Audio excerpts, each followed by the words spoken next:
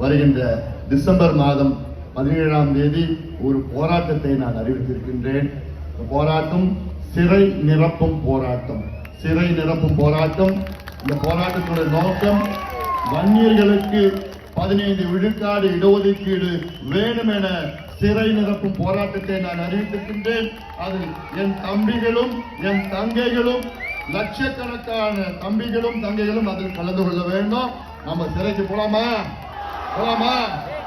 நம்ம போனாதான் நம்ம தம்பிகளுக்கு தங்கைகளுக்கு வேலை கிடைக்கும், படிப்பு கிடைக்கும். அதனால எல்லாம் வாங்க, எல்லாம் தயாரா வாங்க, எல்லாம் நம்ம ஜெயிலுக்கு போவோம். ஏன்னா இது மிகப்பெரிய போராட்டம்.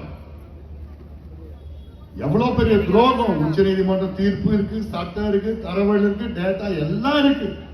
ஆனா கொடுக்கறதுக்கு மனசு இல்லைன்னா இவங்க எல்லாம் ஒரு ஆட்சியா.